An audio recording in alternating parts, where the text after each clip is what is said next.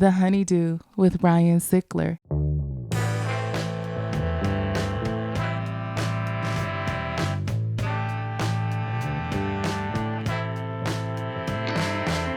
Welcome back to the Honeydew, y'all. We're over here doing it in the Night Pants Studios. I'm Ryan Sickler, RyanSickler.com, Ryan Sickler on all your social media. And I'm starting this show like I start them all by saying thank you. Thank you for supporting this show. Thank you for supporting the Patreon, the Crab Feast, and thank you for supporting the new pod, The Way Back. You guys loved it. Got off to a great start. I'm very excited for it. Look, you got to help out the pod. All the free ways: subscribe, rate, review, all that stuff. Do it on Apple, do it on Spotify, do it wherever you can. Okay. And there's a separate audio feed for this. If you're a person that just likes to listen, hey, go subscribe to that audio feed. All of this stuff is free for you and it helps the pod. Now, if you missed last week's episode with Tom Segura, there's going to be a 5-minute preview at the end of this episode. So watch all the way through the end. There'll be a 5-minute preview of the Tom Segura episode. And then the episode coming up this week, we take Mark Norman on The Way Back. All right. So that's the deal with the new pod. It's called The Way Back. Every Thursday right here on my YouTube channel. You're getting the Honeydew. You're getting the Honeydew with y'all. You're getting The Way Back, and you're getting the feast. All right. And if you don't know about the Honeydew with y'all, you got to subscribe. All right. You're getting the Honeydew a day early, ad free, and The Way Back a day early, ad free at no additional cost. All right. So head over there. It's the best stories you're going to hear on anywhere, TV, online, all of it. It's your stories, and it's absolutely awesome. Please keep supporting my special Lefty Son. We're not even a year in on that thing yet, and we're coming up on 1 million. That's my goal. All right. And if you haven't seen me on the road and you're in town when I'm around, come see me. All tickets for my tour are available at RyanSickler.com. Now, that's the biz. You guys know what we're doing over here. We're highlighting the lowlights. I always say these are the stories behind the storytellers. I am very excited to have this guest on, ladies and gentlemen. First time here on the Honeydew. Please welcome Patrick Renna. Welcome to the Honeydew. Thank you. Thank you. I was stoked to get you on here, bro. I was stoked to do it. Thanks for having me. It's very kind of you to do this. I love that highlight the lowlights. It's brilliant. Thank you. Right? It's an elevator pitch. You get it right when you say it. Like you're like, oh, I get this. It's great. You fucking know what you're talking about. Yeah, I started crying immediately. When I was in college in the mid 1990s, the late 1900s, I will never forget studying film.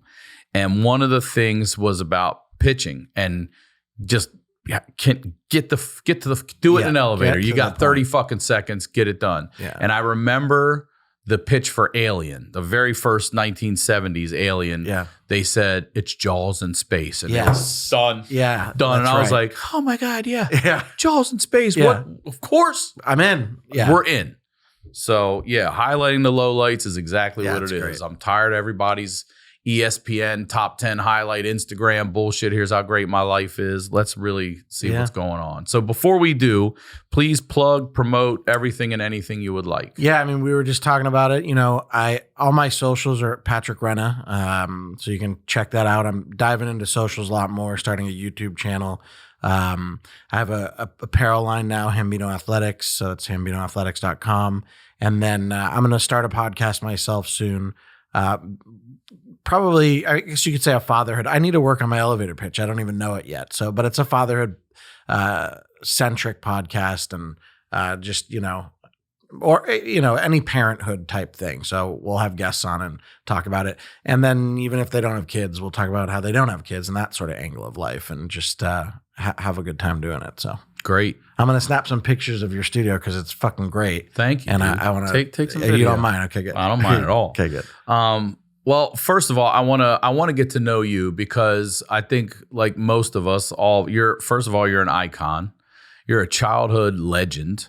Yeah. You're in one of the most famous movies of all time. It's quoted everywhere. I'm sure there are gazillion fucking memes out there as well, right? Yeah. But I want to talk to you because I don't know you. And I would love to know, first of all, where you're from originally. And what childhood was like for you before all that, because real quick, were you 13 in that movie? Yeah, I was. I was 13 when I filmed it, 14 when it came out. So let's talk about life before that. Then start there, please. Yeah, I think. I mean, I'm from Boston. Okay. I was born and raised there. I left when I was 12, and I think that's You left with mom, dad, by both? myself. I No. said no, just kidding.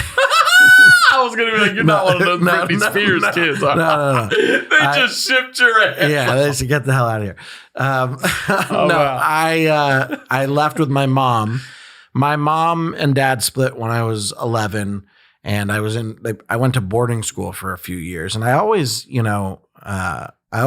appreciate. What's that like? Well, at a young age, it was wild. And is that a sleepover thing for Yeah. you? It is. So- Okay, you're going away. And you do your own laundry, and And how old are you? I had my 11th and 12th birthday doing it. So And why? Well, I think that my parents sent me away because they were getting a divorce, and my memory of it is not this like horrible, messy divorce. Mhm. So I kind of always appreciated that. Is it just you, no siblings? It's just me. Okay. Yeah. And I remember my mom telling me, because the boarding school was in Oregon on like a mountaintop overlooking this like beautiful valley.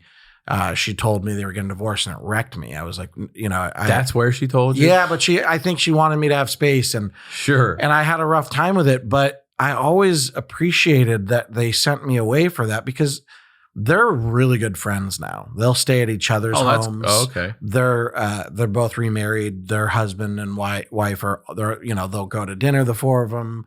And that always meant a lot to me, because I have friends whose parents want to rip each other's jugulars out still to this day, 40 years later. Right. And you're like, wow, you share kids. How can you Carrying that poison and that toxic fucking behavior. It's rough to see. I think that kills you in the long does. run. Yeah. And it meant a lot to me that I didn't experience any of that negative. What did your parents do for a living?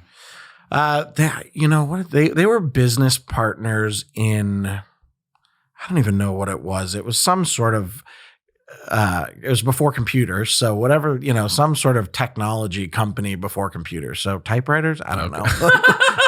Yeah. They did something, it was that kind of world, and they owned it with this other guy. And so that's what they did. And so then they're splitting. You go to this boarding school where? Oregon. Okay, that's where it was in Oregon. So I Okay. was kind of back and forth between Oregon and Boston. And at that boarding school, you're learning basically to take care of yourself. Yeah, Is that what they're which teaching is you? wild. Like, I was so gonna young. say, I want, when you said the age, I'm like, all right, my daughter's 9. I want to hear what they got you doing at 11. Laundry, you're doing You're laundry. doing laundry. They have I don't know what they call it now, like a personal teacher is what they called it, which was essentially like not a guardian, but just one of the teachers is assigned to, every kid is assigned to a teacher outside of class. So they like sort of just make sure you're doing okay. a bit of a chaperone. Yeah. type And so I used to steal laundry tokens from her. It was great. But she was, I know, she was awesome and helped me. Also, my parents would come out and visit a lot. I would go home. I wasn't there in the summer. So it wasn't. So while they're figuring their shit out to split amicably and Yeah. there's a business involved as Yeah. well, you're over here also learning responsibility and how to take care of yourself. Yeah. And they never really confirmed that that's why they sent me, but I think it is. Like, Okay. But then you come back. Well, so the only negative is it was all you could eat buffet. Oh, are you being serious? I'm being dead serious, my friend. From 0 to 11, I was a skinny kid. I'm not kidding. Now, my dad. Is that true, dude? It's true. My dad, when he was a kid, was a fatty, just like me. So I obviously have it in me to, get big. But I put on some pounds. You ate and those feelings, I huh? ate those. Ate the fuck I ate out the of fuck those out of them. feelings. And I remember my mom seeing me, picking me up, and like, oh, you're done there. You're done. So she pulled me to LA. She knew I wanted to be. Is that right? It's It was a true. wrap. It's true. She knew I wanted to be an actor too, so it was probably a Okay. double thing. But if I moved to LA, and With mom? with mom, and she had a job opportunity out here. at like an investment firm or All something. right, so mom's going Boston to Oregon to scoop you up. Yeah, and then to get the LA. fuck out of there. And we're in LA at what, like 13, before you're about to start high school? Yeah, so I just before 91, I landed in LA, 12. 12. Okay. And now where's dad? He stays Dad's in Boston? All right. But still good relationship. Yeah. Okay. Great relationship. They both, meet significant others a year or two after they divorce. So like they're kind of, it's funny, their paths outside of divorce are very similar. And it's funny, they both got married around the same time to, younger. They both went younger. Good for them. You know what I mean? Okay. Yep. They both went about 10 years younger, and they've been with him ever since. So, Okay. yeah. So it was, I'm in LA. I start dieting for one, and then, start acting. You knew you wanted to be an actor that young, huh? I did. You knew it. I did school plays in Boston, and I did some modeling. And yeah. What turned you onto that? Your parents were in like the professional world. So where are you I know. getting this? I don't know. I try and think about that. I think I just had that personality, and I never really was forced to do it. I didn't, my mom didn't go on sets with me. We would hire people. She refused to be a stage mom, which is really funny because I saw this documentary later for Free Willy. So my first audition was Sandlot, and I booked it. But right before that, isn't that crazy? It's a lot. That's a Mega Millions lottery. Yeah, ticket. My first audition was Salute Your Shorts, which was this TV show back in the day. I booked it. My second audition was Sandlot. I booked it. So I'm like 2 for 2, which I feel like I'm setting up what this podcast is about, because I had this great beginning, Yeah. Then I meet Pauly Shore and Real audition. quick. Yeah. Do you still get residual checks? I'm not asking how much, but still something comes in the mail, does it not? Yeah, we do for Sandlot, but it's not as much as you'd think. Like, I don't even know what I think it would be anymore. Yeah, I mean, how old is it now? 30 30, years. right? Yeah. God. But it's still, I mean, It's older than Kirsten. It was top 25 the other day on iTunes. That's what I'm saying. And I was a little, I was with some of the other guys, and I was like, Jesus, how is this movie still It's once in a while just evergreen popping up? because it's one of those generational fucking things. It Yeah. just goes like a Wizard of Oz. It really is. It was crazy. it's I'm sorry. like- Go ahead. No, Pauly no. Shore, you said. Oh yeah, I'm just saying. So I finished Sandlot. I think my next audition, I think, was for Pauly Shore, and I booked it. I know I was 2 for 2. Maybe I had a few in there. What was the Pauly Shore movie? Son-in-law. Oh, you were in Son-in-Law. Yeah, I was Great. a little kid in that. So I had a lot of success in the beginning, but I was saying the funny thing was, because I was saying my mom wasn't a stage mom. So I did do this cattle call for Free Willy right when I got to LA. It wasn't an audition, but they just had thousands of kids in lines, and you would just walk up to this table, and they'd ask you like 5 questions. And if you answered right, you'd go on to the next stage. It was really weird and honestly a little sick. Like, it just. Do you remember any of the questions? Well, yeah. So one of the things is, what sports do you like? And I forget what I said. I think I said basketball, and I had such an attitude. I remember having an attitude, which I'm like, why? But then they said, do you like swimming? And I said, no, I like math. And then they sent me away. That was done. But years later, I see this documentary, and it's about stage moms. And they have this found footage of Free Willy cattle call. Nah. And my mother is standing there in the line. You're in it. My mom is in this stage mom thing with her arms crossed, looking pissed. But this is my Bostonian mom, who's like, I don't have time for this shit. Like, get me out of here. And it's just funny that she's in that, because she couldn't be farther from a stage mom, because she just didn't want to do it, and that world. When did you see that? Did you tell her, like, hey, mom, you're not going to believe this shit? She was so pissed. She was like, I'll bet. She did not like it. She didn't like it. Her name's also Karen. So this whole Karen thing, she's all pissed out. Like, she's just already arms. Yeah, she is pissed. She's from Boston, and just, through just full Bostonian. Anyway, so I think my parents did it right, I think. as far as I can tell. I like to think I have a good head on my shoulders, but just all those traps, all those, for young Hollywood, for actors in Hollywood that people get into, they sort of help me avoid.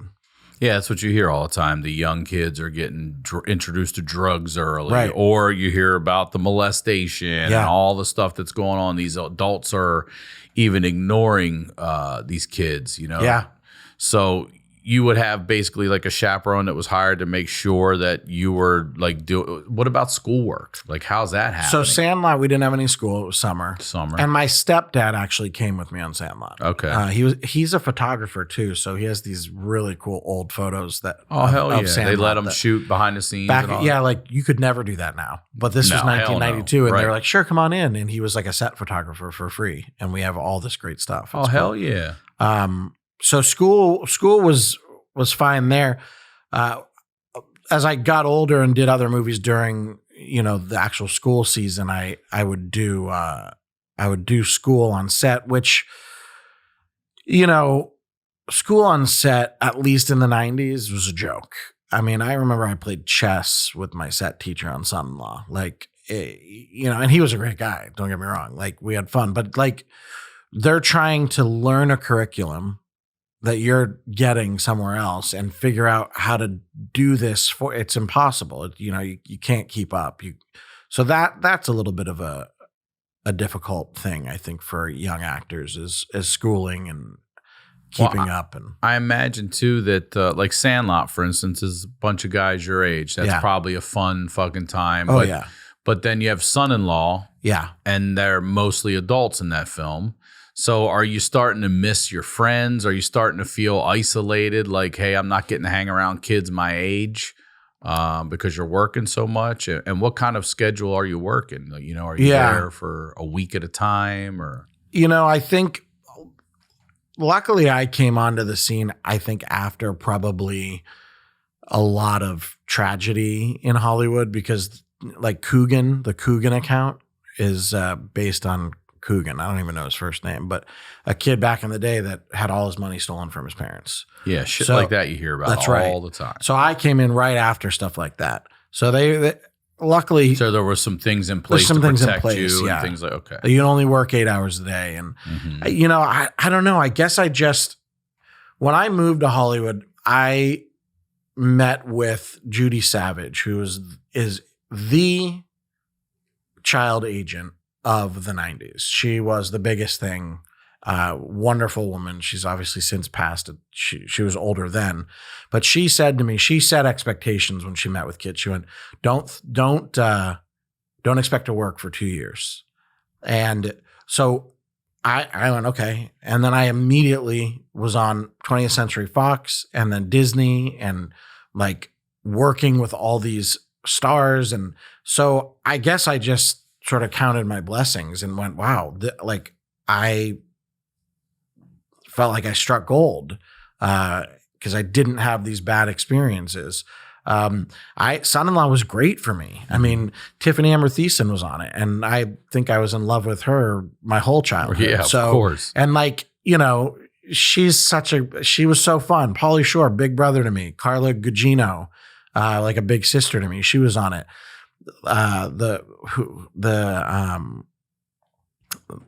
Cindy Pickett was my mom, and she was incredible.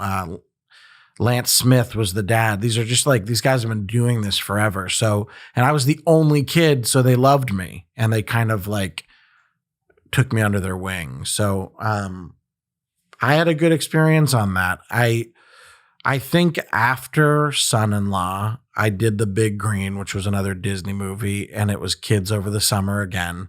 We had a great time. But that's where I started, I was 15 now. Mm-hmm.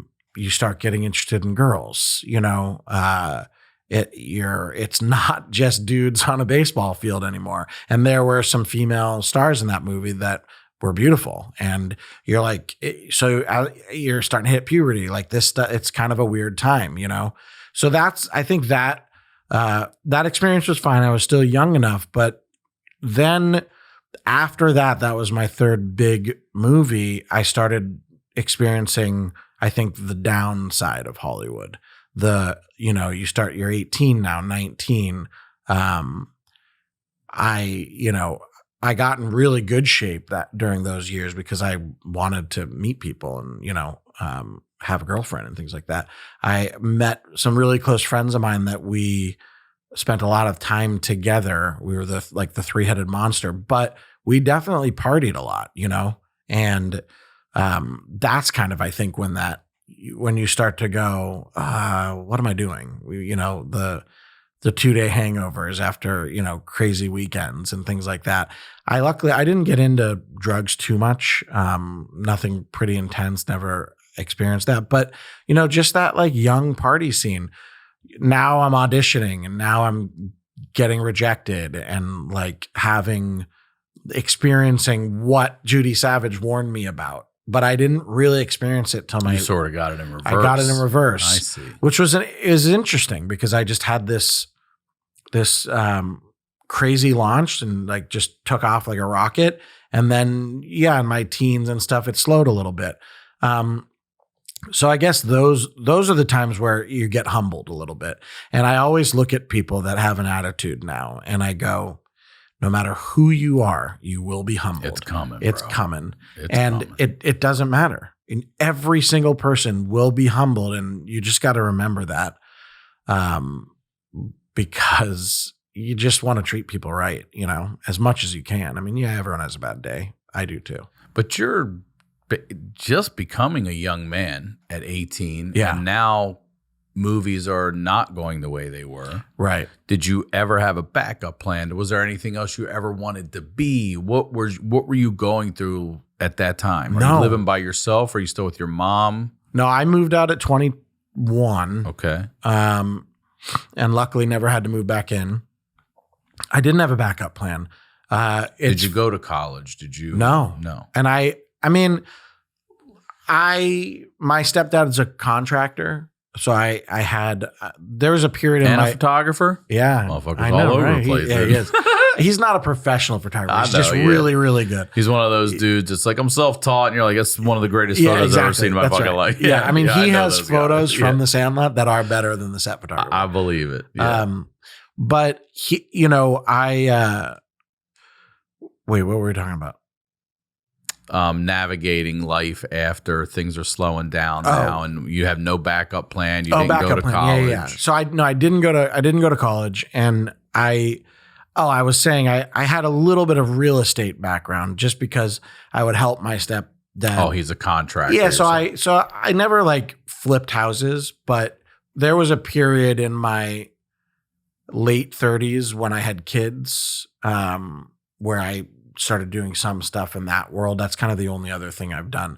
But in my 20s, I mean, things were cheaper then too. I had this house, this 4-bedroom house with 2 roommates, and we each paid $600 a month.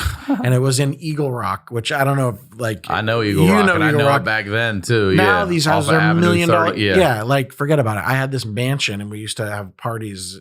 We were the famous orange house in Eagle Rock.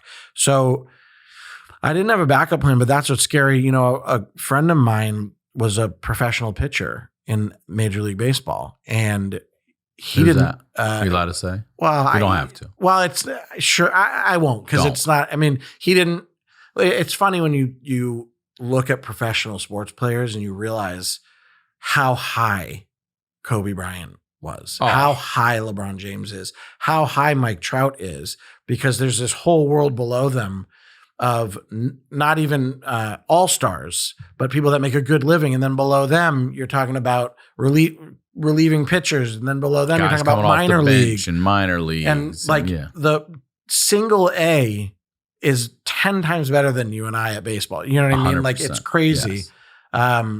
So he didn't have a backup plan, and he was a starting pitcher in Major League Baseball. And because he didn't have a backup plan, I think after that was tough for him, so it's an interesting question.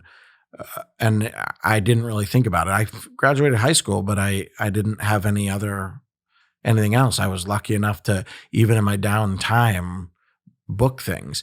It's funny too, because a lot of people, I remember I was picketing with SAG the other day and some guy drove by honking, "Fuck you guys, get a real job." And you're like, okay, well, that's one way to look at it. And yes, Brad Pitt has it really nice. And yes, I have, even myself, I've had a charmed career, and I can't complain about it, But when I grew up and you're not working a lot and you book a guest star, that guest star paid you whatever it paid you, $7,000, $10,000 to do it. And then it plays on national TV, you get another $10,000. And then it plays again, you get another $10,000. So you do a guest star in a commercial in a year in Hollywood and you make 50 grand, 40 grand. And you can live, and you can live as an actor, and what it takes to get that is a lot. But that's what everyone's fighting for now too. We're not fighting for Brad Pitt. Like, he's fine. Yeah. We're not even fighting necessarily for a guy like me. We're fighting for these guys that are coming out wanting to be actors, and they're waiting tables and they're trying to figure out, and they book one guest star and it supports them. Thank God. Because otherwise they're back home to Idaho and you never get this brilliant artist, Yeah. So. But also, SAG, let's give everyone insurance. Yeah. 100%. Let's give everyone health insurance. Let's not make it. It is the percentage of the Brad Pitts in the world that get the health insurance. I mean, I'm in a union. Yeah. I pay my union dues. Yeah, everyone should have it. We should all get health insurance. They took health insurance away during COVID too, which was pretty rough. That's pretty rough. That was rough for me. Yeah. I lost it then. Yeah. Yeah. I lost my smell. I still don't have it back yet. Yeah. Wow. Still off. Yeah. Yeah, it's true. There's definitely, I mean, isn't there two sides to everything, And then what really sucks is the crew that aren't working, because those crew. That's what you think. You don't even think about how many, the grips, the gaffers, wardrobe, the audio, makeup, wardrobe. Yeah. They have all lost their homes. Right. And you're like, cool guys, like, we can't really make a deal here, huh? Right. It's wild. The Honeydew is sponsored by BetterHelp. Around New Year's, we get obsessed with how to change ourselves instead of just expanding on what we're already doing right. Maybe you finally organize one part of your space and you want to tackle another, or maybe you're taking your supplements every morning and now you want to actually eat breakfast too. Therapy helps you find your strength so you can ditch the extreme resolutions and make changes that really stick, all right? You know how much we believe in therapy here. We talk about mental health all the time. It's not just about repping those muscles. It's about repping that mind, all right? If you're thinking of starting therapy, give BetterHelp a try. It's entirely online. It's designed to be convenient and flexible and suited to your schedule. You just fill out a brief questionnaire to get matched with a licensed therapist and switch therapists anytime for no additional charge. Celebrate the progress you've already made. Visit BetterHelp.com/honeydew today to get 10% off your first month. That's BetterHelp, HELP.com/honeydew. Food can truly be the best medicine, which is why the Farmer's Dog makes and delivers fresh, healthy dog food. It's developed by vets, nutritionally balanced, and it's made from real healthy ingredients to human food safety standards. Traditional dry food and wet dog food options are highly processed. They can use much lower quality ingredients than they claim to and are extremely difficult to portion accurately. The Farmer's Dog isn't just fresh, higher quality food. They also send the food pre-portioned specifically for your dog based on their unique nutritional needs. This makes it easy to help your dog maintain their ideal weight, which is one of the biggest indicators of a full, healthy life. A fresh diet has also been found to have all sorts of benefits, from healthier coat and skin to better breath and even easier digestion. Things I've noticed with Princess Lily Rose since we made the switch. Get 50% off your first box of fresh, healthy food at thefarmersdog.com/honeydew. Plus, you get free shipping. Just go to farmersdog.com/honeydew to get 50% off. That's thefarmersdog.com/honeydew. Don't reinvent yourself for the new year. Just rehydrate yourself with Liquid IV. With 3 times the electrolytes of the leading sports drink, plus 8 vitamins and nutrients for everyday wellness. Liquid IV hydrates 2 times faster than water alone, all in a single sugar-free stick, so you can feel like a hydrated new you, ready to take on 2024.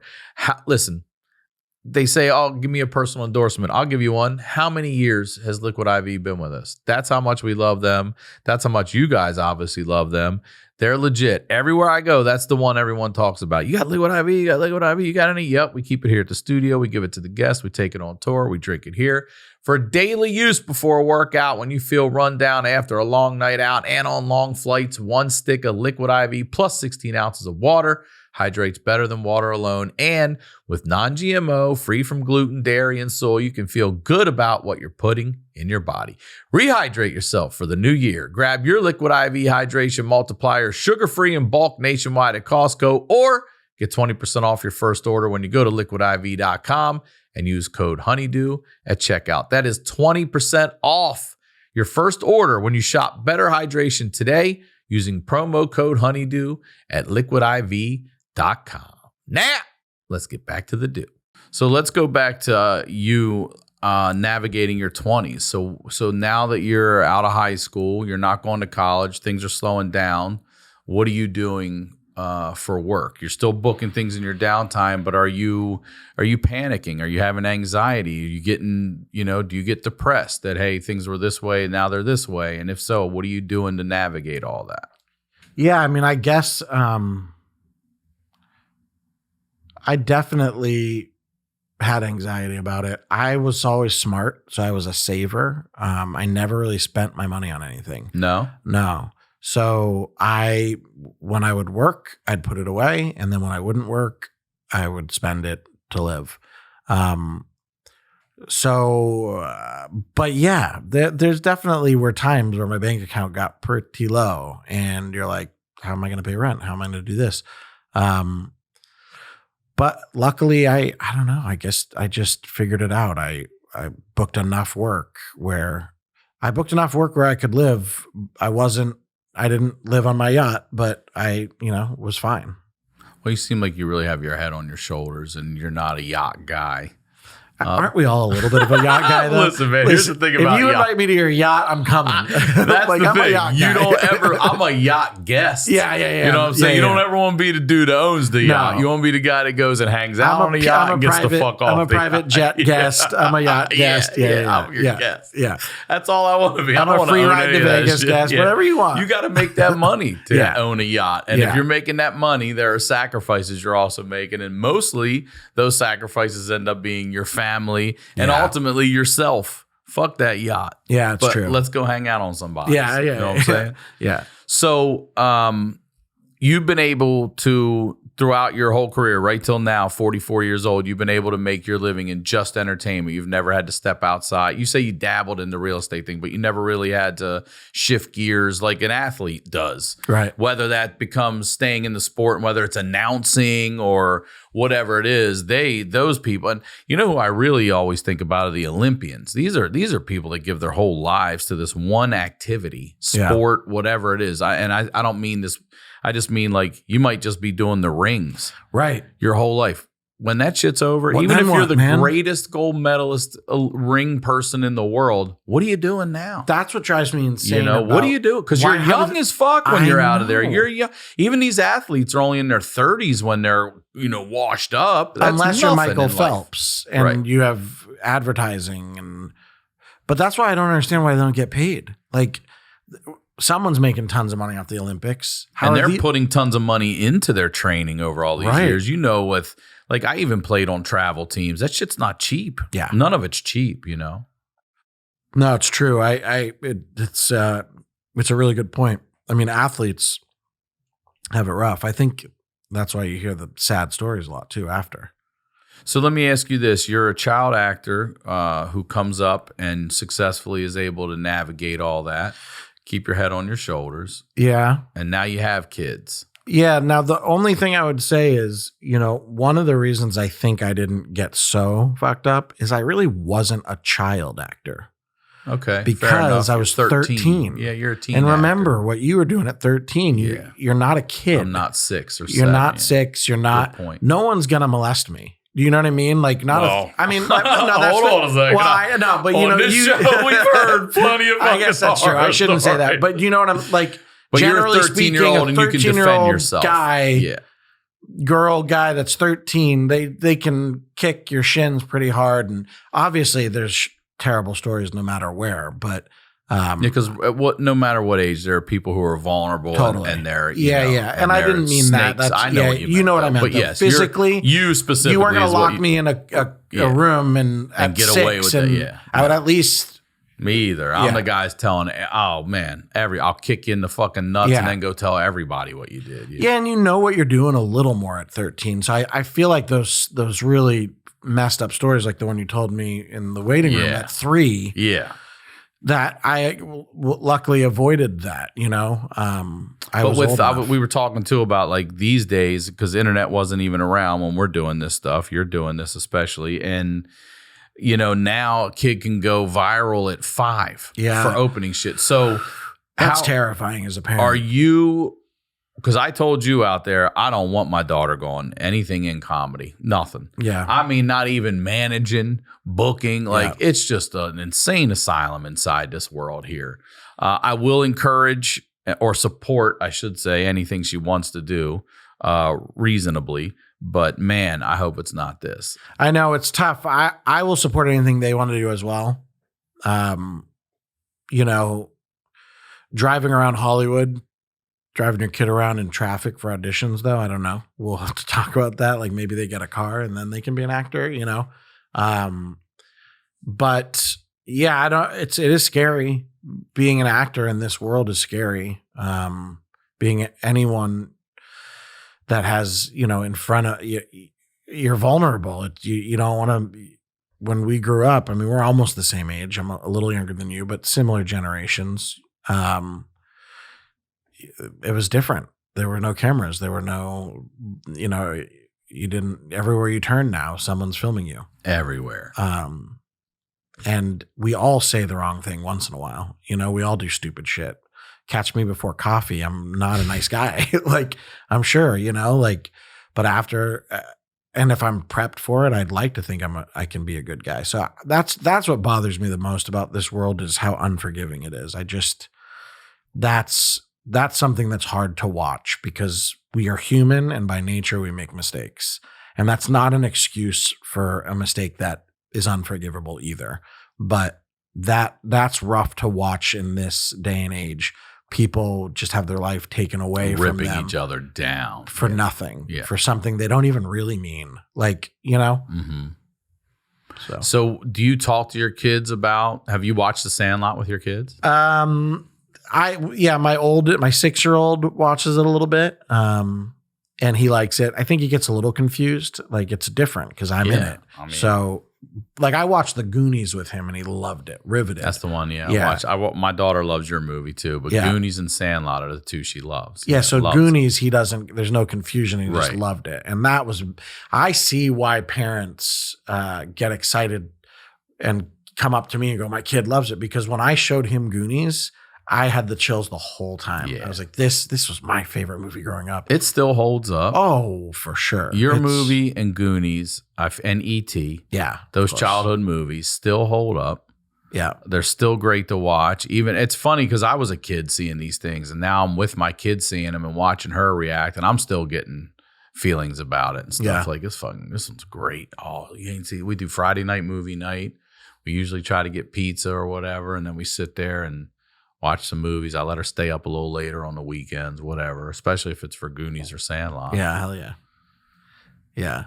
And now your dad. So your mom's living in LA doing all that. Dad's in Boston. So how often is he visiting and is he also supporting this and helping you out with it as well? Yeah. I mean, he supported me and went to private schools and he would come out and visit. He would come on some sets. He would meet me there, and then I would go back home and visit him because I had a lot of family back in Boston. Yeah, like when my grandmothers and grandfathers were alive, I would go see them and had cousins and uncles and all the. So everyone was Boston except for you, except for me and my mom. Yeah. Okay. Yeah. And then, is your dad still alive? Yeah. Okay. Do you ever sit back and talk to him about, holy shit, you're in the Sandlot? Yeah. I mean, I think. Do you let yourself enjoy it or are you just like, it's such a part of you now that it's like. I don't let myself enjoy it. That's an interesting question. I don't think I do. I think it's such a part of my life that, like, I was just in Nashville with two of the guys, and we were in a car. You still talk to some of them? Well, yeah, once in a while we'll do an appearance or something. So I'll see them when we do those. But I was in the car with them in Nashville, and I let myself enjoy it in that car ride. I looked at them and I was like, this is weird, right, guys? And you're also still alive. Right. All of us in are. a business that takes people rips awful them early sometimes and rips them to shreds. Yeah. And a lot of the guys are doing other things now too, but some are still in the industry or, around. But yeah, I think that was a moment where we were like chuckling together, and I was like, it's pretty crazy. So once in a while it settles in.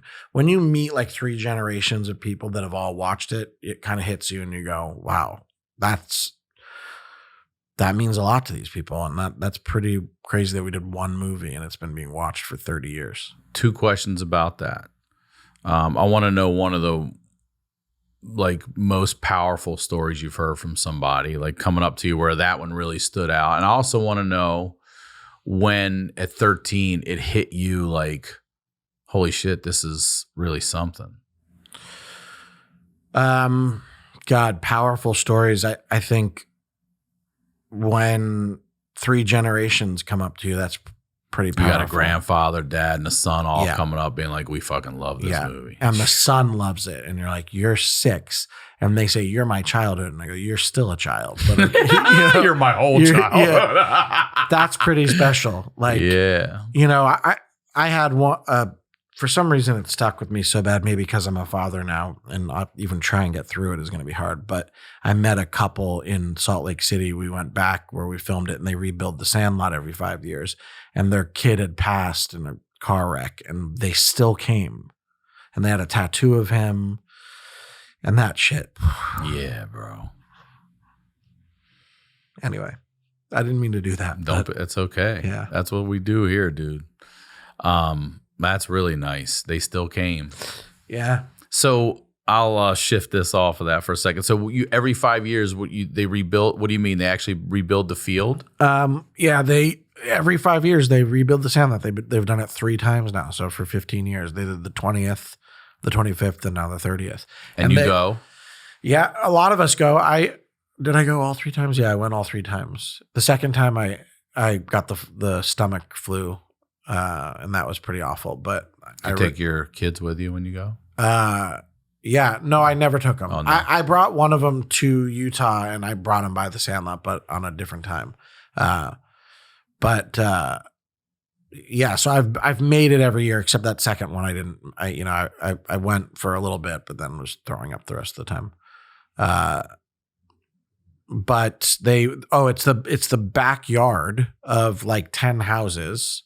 5 houses, and it's all shared. And it's actually it's in like a. Is it the actual yard where the ball goes over, like those actual yards? Yeah. So they basically when they filmed the movie, they just rented their backyards and they built a Sandlot on 5. It's like a little middle class neighborhood, nothing too special, really cute. And they just built. It's not that hard to build a Sandlot. What is a Sandlot? A shitty baseball field. Yeah, that's all it is. Yeah. They threw a little dirt and it's there. But then they built these facades of the houses that are in there and a big tree. They like brought in some big tree for the tree house and a whole thing. So that was the Sandlot, and they kind of remake it. They put the backstop up, and then they'll do like a big Jumbotron blow up thing and watch the movie, and we come out and they do a Q&A and we'll sign autographs. Yeah, that's awesome. Yeah, it's cool. It's cool. James Earl Jones, right? Yeah. Does he ever come, or did he ever come? No, I didn't even meet him. So originally in the movie, it was supposed to be. I'm trying to picture it in my head. You guys are never in the same scene? Nope. Or they just cut it that way? We were written into the scene with him, but then on the day, the director he shifted gears on the day a lot. And he just decided to just put the 2 leads in the scene with him. So we weren't in the movie with him, never even met him. When he arrived on set too, it was like, oh, the movie star's here, like you just felt it. this is James Earl Jones. Even 13-year-old kids know, oh, you're Darth Vader. Like, oh, you just did Field of Dreams. Oh, you are a true legend. So you kind of stayed away, you know, like, and he's a big guy too. Yeah, he looks like a big dude. You Darth know, Vader. Yeah. Can't be a little bitch. No, he can't Yeah, be. He was not a little one. bitch. And he had a massive trailer. We had all of our trailers, they put us opposite sides. I'm going to need one for James, Earl, and Jones. Yeah, exactly. But they also kept us away from him. I think they were like, we ain't going to have these little shits like, you know, say something stupid to James Earl Jones. So, and he was there a day, maybe two. That's kind of how it was with all the adult actors in the movie. They were there very short periods of time. They kind of banged it all out, and none of us were in any of it with them. It was just Tom Gyree, really, and then Mike Vitar was in with James Earl Jones. Because Dennis Leary was in it. That's right, yeah. But Tom had scenes with him and Karen Allen. His ball, isn't it his ball? Is it? Was it Dennis Leary's ball you all fucked up? Oh, yes. I thought you were saying in real life. Yeah. Oh, no. Yeah, his ball. Yeah. So you say you don't let yourself enjoy it. Why do you think that is? I don't want to let you off the hook here, but I use this example all the time. Yeah. There's so many people live their lives and it's been part of their life that it's just something when they mention and move on. Like the example I always use is Joey Diaz. I don't know if you know who Joey Diaz is, a comedian, but he goes, after I got out of prison for kidnapping that guy, I went to Colorado. I'm like, hold on. Yeah. Listen, I don't give a fuck about Colorado right now. I want to hear about after I got out of prison for kidnapping that guy. Like, and he says it like it's just because it is. It's just this part of my life. Yeah. So why do you think you don't let yourself enjoy like what this really is for you? I think I'm trying to think why. I don't know that I have. What hit you in the car? What hit you in that car just recently when you were sitting there looking and being like, what was it that you allowed yourself to just take a moment and live it? That still we're being asked 30 years later to travel around. And out of all the guys, I still look very similar. You know, so it's constant with me. Like we'll be together in a restaurant and I'll get recognized and then I'll say, and once in a while they'll go, will you take a photo? and I kind of love it because I go, I think you want them on this side too. And they're like, why? And then I'm like, because that's De Nunez, that's Squints, and then they freak out, which is kind of fun to me because then they're like, oh my God. But I think, I guess what hit me is that we still have this effect on people and that, you know, it means that much and we still get asked to come around for one movie, you know? I think why I don't let myself enjoy it is because I'm not done and I don't want to be done. Great answer. Know? Yeah, I guess that's the truth of it is I love it. It doesn't embarrass me. I don't mind leaning into it. I don't like to lean into it too much, but you know, I think I'm not done. So being a dad, let's talk about being a dad now. You got how old? A 6 and 3? Yeah, 6 and 3, both boys. You said. Biggest fears as a father. I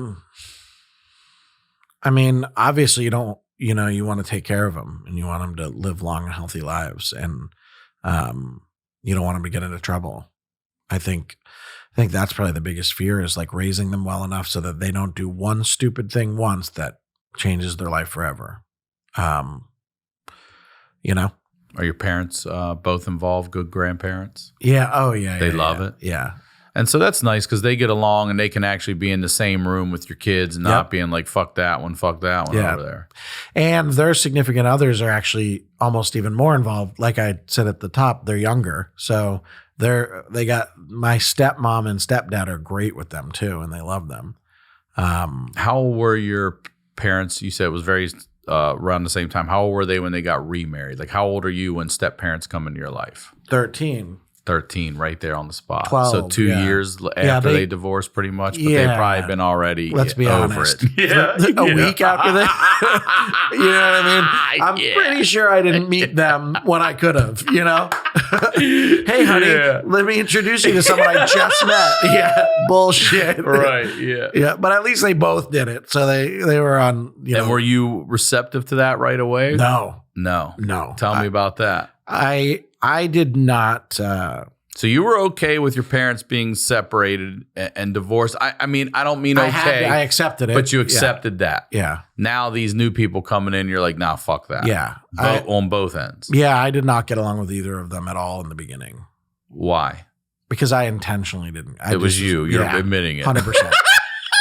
I was an asshole to them. Yeah. I mean, shit, I'm an asshole to my parents. Like, imagine two people I don't even love yet, you know? Who was the first to bring someone in? You get a stepdad or mom first? Well, my stepdad, because when I moved to LA, he was in the picture a month later. You know what I mean? So do you, looking back, or have you even ever asked your mom, was he already in the picture? Was Los Angeles a destination regardless of? Los Angeles was a destination regardless. Okay. Yeah. But very quickly. I don't need to ask them. I know the truth. Yeah. You know, like that's the thing. When you get a divorce, you were divorced 2 years ago. You know what I mean? Agreed. So like they were faithful people, and I know that they didn't do anything that the other would have had a problem with. But yeah, they were already divorced. So they both pretty soon after were together with someone. But, you know, yeah, my stepdad was more in my life than my stepmom at the time because I lived in LA, and then we moved into a house in Glendale, and, you know, they've been at that house ever since, and he's been in my life ever since. So when he went on set to shoot, you weren't getting along, or were you just? No, that's interesting because we were. I mean, no, we had a hard time on there too, but, you know, like we had a hard time, but I would say we had a hard time like a parent and kid have a hard time too. Like I still respected them. Mm-hmm. It's not like I ran away from them or disrespected them to the level that they couldn't help raise me, you know? But I had a year with him too. Like 12 was when he was in the picture. A year later, I booked a movie, you know, and that probably helped our relationship, you know? Yeah. With my stepdad, think about what ends up happening in hindsight. This motherfucker's coming to photograph one of the most iconic movies ever. I mean, he hit the jackpot. But also, he owns the rights to images of me then that nobody else does that I can use for Hambino Athletics. Like, you see what I mean? Like, I can't use 20th Century Fox images. That's right, or Getty Images or anything. No, and he owns them. So you're like, thanks, dog. You know, like, yeah. So I think that helped us. My late teens or mid teens, we had a hard time together, you know? Can I ask you, did he have kids? No. So do you think also, because I didn't either, and neither did my stepmom. That's what I wanted to ask. Of them, so they're not parents. No. They're just a spouse to mom and dad and attempting to be. Which is part of the problem, because my friend is dating a girl who neither of them have kids. And, you know, when I said I want to do this fatherhood podcast, I want to have him on because he's a pretty successful actor. And I don't think he wants kids, but I think that's fascinating too, you know? Mm-hmm. Like, and it's okay. You know, you're like, tell me why. And if you don't want kids, don't have kids. Like Agreed. That is the one piece Agreed. of advice I will give people. You're about to get into a whole world of shit, and it's the most beautiful thing you've ever been involved in if you want it. But boy, it takes over your life. Yeah, if you don't, you're going to fucking hate it. You're going to fucking hate it. And his girlfriend now, although I don't know if I can call it, he would kill me for calling it. I don't think they're there yet. Got it. But they will be. So we'll call her his girlfriend. Sure. She just, like, her ex had kids, and she was like, I don't think I want kids after that experience. So, and probably the kids were probably great, but my step-parents, they were not parents. They didn't. And what I did wasn't cute or endearing like it would be to my parents. Like, right. You're just an asshole, you know?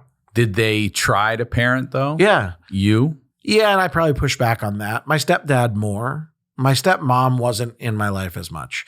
She has come into my life more now that I've had kids. She is fantastic with my kids, and they love her. Good. And my dad's older. He's 74. So he doesn't get it. You know, he's doing good. He's a very healthy guy, but he doesn't get around as much. Mm-hmm. So she's like bending down there and building shit with them, and you know, they love it.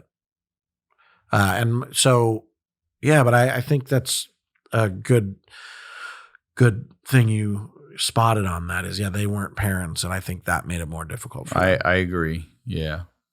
You're right. It's also not your kid. It's not like, oh, it's great. He's coloring. Awesome. Yeah.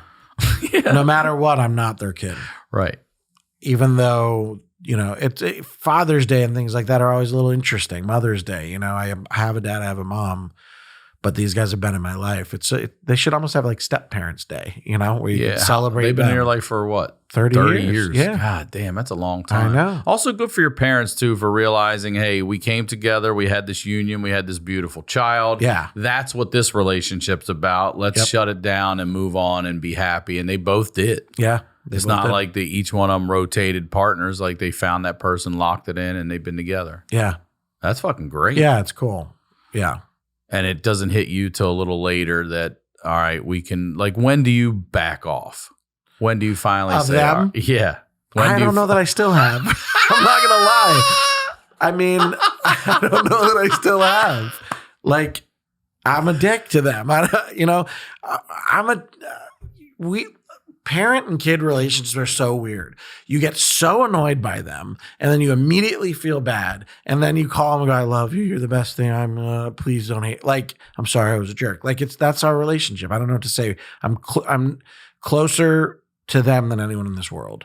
So, and that goes for my step parents too. Like, my stepdad, after my parents, is another parent. My stepmom, now that she's also helped so much with my kids and her grandkids, similar. I have such an appreciation for her now. But is it wild to you that these same people you resented or pushed back on now are loving on your kids? Oh, yeah. In the way the life works. It's wild, and it's also wild to now experience my kids with me, because it makes you realize, like, you punk, you don't know what I'm doing for you constantly. And then you go, oh, wait, but I already forgot that my parents did that for me. It's weird, right? Like, you don't realize how much a parent gives up for you.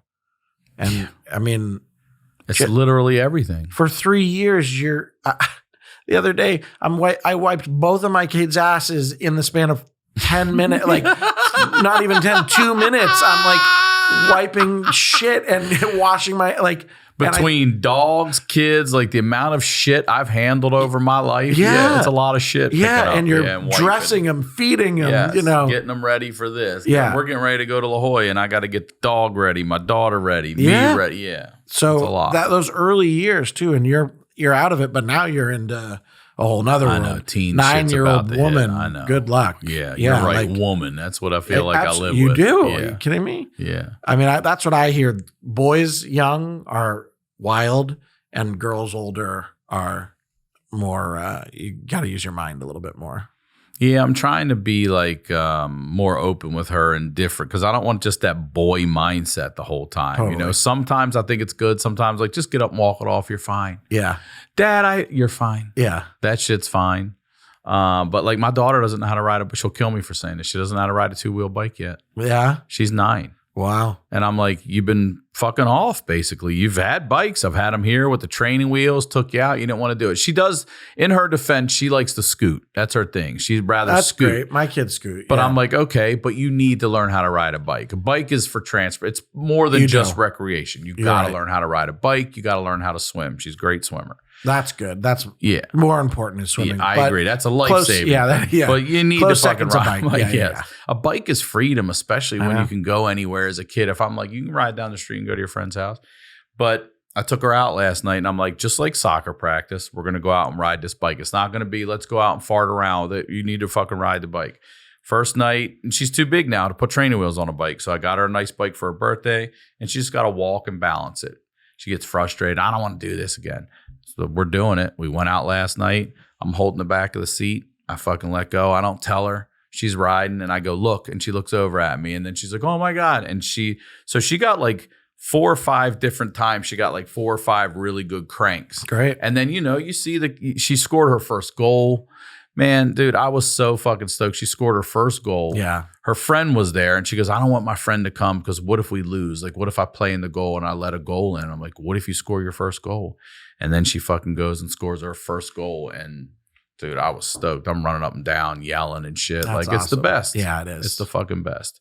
And I didn't have the best upbringing, but I did have the best dad who did everything he could to be there all the time. And then that's the other thing. When you look back on things, you're like, how the fuck did you work that job, make these practices, make these games? I don't know, man. Yeah. Like, Because you loved me, you cared. Yeah. And then he dies. And then I'm like, yeah, you gave, that's what I'm saying. If you don't want to be a parent, that could happen. Yeah. You're willing to give your life for this person or these people. Yeah. And good for you, dude. Thank you. Thank you for coming on here and opening up and talking about all this. This is great. I didn't get to know, I'm glad I got to know you better. I didn't know all this. Yeah. All right. Now that everything we've talked about, and this is interesting because for your age at 13, you become an actor.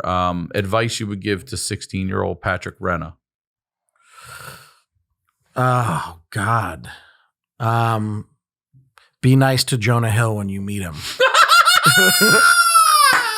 Were you not? I wasn't. I met Jonah Hill before he was famous, and he came up to me and said, I fucking love you, man. I wasn't mean, but I was just at a party, and I was like, cool, dude, okay. And then sure enough, a couple years later, he's Jonah Hill. Fucking hilarious. I need to see him again because, now I'll be like, I fucking love you, man. God, I don't know. I think I just... God, I don't know. There's a few things I would say do differently, like maybe run on a few on a few concepts, and I think I did all right. But I guess I probably would say don't take so long to fuck around, because it's nice for a little bit. But I think what I probably messed around from like 18 to 22, 23, probably 18 to 24. A good 6 years was just wasting my life, and doing other things. But I think I could have said maybe go 18 to 22. Reel it in a little 18 sooner. to 21, Yeah. I like that you're still saying enjoy it. Just pump the brakes a absolutely, because if you don't enjoy it, then you get that serial killer who explodes at one moment and does something you can't take back. So you do have to get it out of your system a little bit too. Everyone does, I think.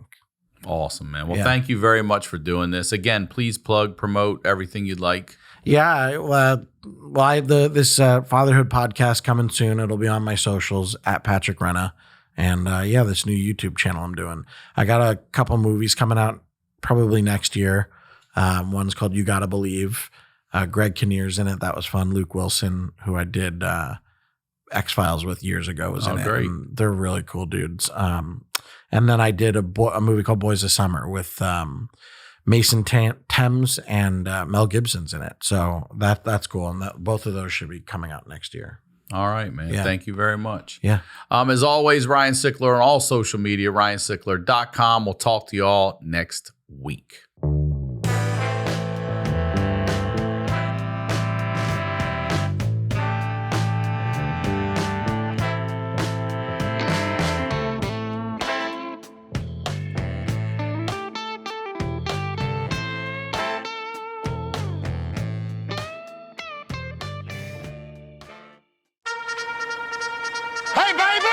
We're gonna be here all day. We're gonna be here all day, baby. I like this kind of party. Welcome to the first episode of The Way Back. I'm Ryan Sickler, ryansickler.com, Ryan Sickler on all your social media. I'm here with my guest on the first episode, ladies and gentlemen, Tom Segura. Welcome to The Way Back, Tom Segura. Way back, man. Way back. Thanks for having me. This is the back seat in the station wagon, facing out the back. No seatbelts. Dash on the front, cigarette smoke probably in the air, no seatbelts at all. You just see the grill of a car just come up to here. And you're like, and you wave. Did you ever sit in that seat? Were you old enough to have that? Yeah. Oh, yeah. Did you ever you shoot the finger real quick? You try shoot to the give finger one to pull up to the side. if you're what are you kids doing back there? That stuff, pulling away. Yeah. Do it right now as we pull away. Buses. School School buses they would flick for you sure. off. Yeah, if they saw kids, they'd be like, fuck you. Yeah. I want to talk to you about just like, this is all about nostalgia, growing up and stuff. And your boys, who I've hung out with, and my daughter did too. We went fishing together. My daughter caught her first fish with your kids. We caught 18 fish and a turtle. Yeah. Out there using hot dog, which Yeah. I had never fished with in my life. Son, I took hot dog up here to Kenneth Hahn. You know what we caught? What? 2 turtles. 2 turtles. Turtles must love hot dogs, bro. I was all fired up. I'm like, I gotta go. And I realized it's a turtle, man. But your kids are wild. I've seen stuff on your guys' social media of like keys in the toilet, crayon all over the wall. Like, I have a daughter.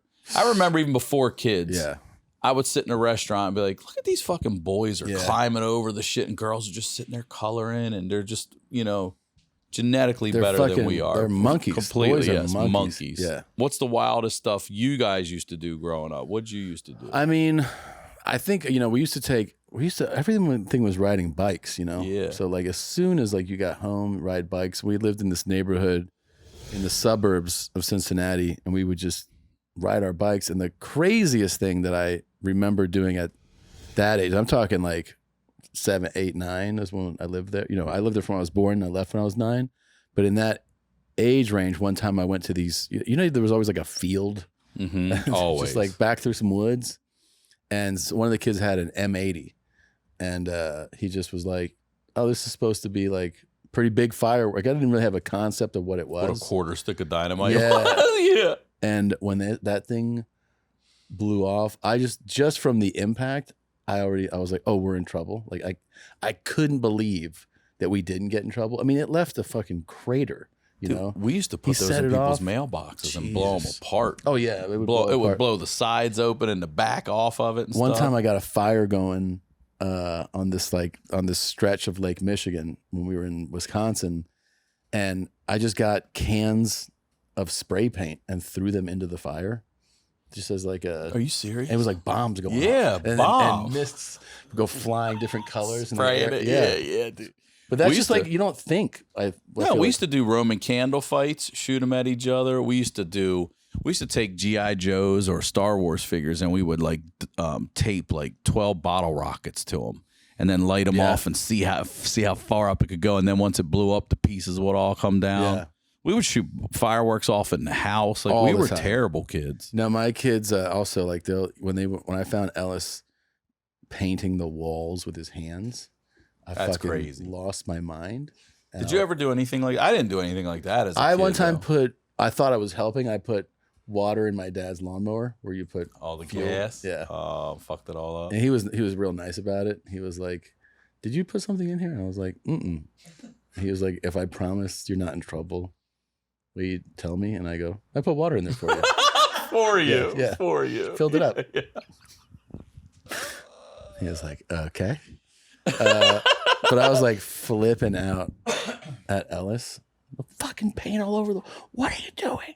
Just going crazy. He was what like, do they do? He goes, "I don't like when you yell at me. When you raise your voice, I'm just a kid." He says that? Yeah. He goes, "If you just talk to me in a normal voice." I'm like, "Dude." And I just start laughing because he's being like, he's right. And he's being like rational. I'm like, "Why are you painting the walls?" He goes, "Sometimes my brain, man." My brain, man. Yeah. It just tells me to do stuff. I was like, okay. I love it, dude. Yeah.